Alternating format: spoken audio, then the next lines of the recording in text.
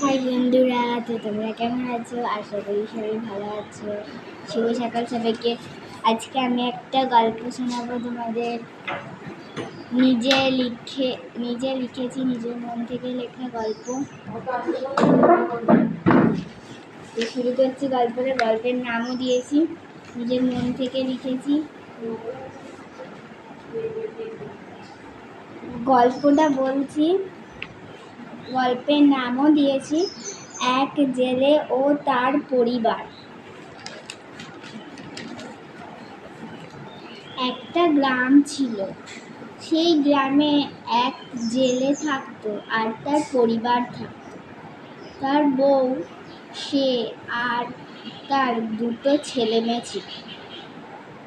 এই ছিল তাদের ছোট্ট পরিবার। সেই জেলে নদী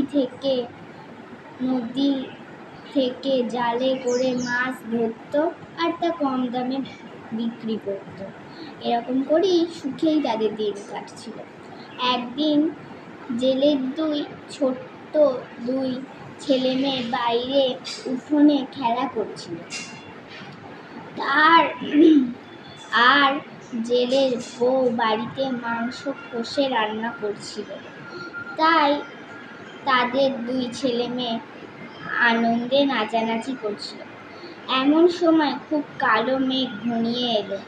তখনও জেলে মাছ বাজারে বিক্রি করে বাড়ি ফেরেনি।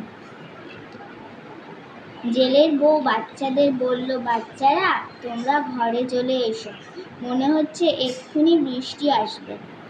বাচ্চারা মায়ের কথা শুনে ঘরে ঢুকে পড়ল। কিছুক্ষণ বাদেই জেলে বাড়ি ফিরে এলো। জেলে বাইরে গিয়ে হাত পা ধুয়ে এলো। তাড়াতাড়ি করে জেলের বউ বাচ্চাদের চান করিয়ে দিল। জেলের বউ বাচ্চাদের চান করিয়ে ঘরে ঢুকলো, তখনই ঝেঁপে বৃষ্টি এলো। জেলের বউ বাচ্চাদের কষা মাংস আর ভাত খেতে দিল এবং জেলেকেও খেতে দিল আর নিজেও খেতে বসল। তারা খুব জমিয়েই পেট ভরে ভাত খেল।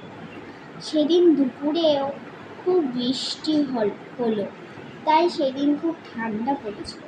সেদিন রাতে জেলে, তার বউ এবং তাদের বাচ্চাদেরও খুব ভালো ঘুম হলো। তারপরের দিন জেলে নদীতে গিয়ে প্রচুর মাছ ধরল। তারপর মাছ বাজারে বিক্রি করলো এবং সেদিন জেলের প্রচুর রোজগার হলো এবং সে বাড়ি ফেরার পথে 1 বস্তা চাল, 1 কেজি ডাল, 1 কেজি পেঁয়াজ, আদা, রসুন কিনল। তারপর বাড়ি ফিরে সে দেখল তার অনেক টাকা বেঁচে ফিরেছে। তাই সে খুব খুশি হয়ে তার বউয়ের শাড়ি এবং তার বাচ্চাদের জন্য জামা এবং নিজের জন্য গেঞ্জি কিনল। তারপর সে বাড়ি ফিরে সে তার বউকে শাড়ি, তার বাচ্চাদের জামা দিল। সবাই খুব খুশি হলো। তার মনেই ছিল না যে আজ তার জন্মদিন। কিন্তু তার না মনে থাকুক, তার বউয়ের মনে আছে। তাই তার বউ তার জন্যে পায়েস বানিয়েছিল। তারপর সেই পায়েস সবাই খেলো। এভাবেই তাদের আনন্দে দিন কেটে গেল। দারুণ গল্প হয়েছে।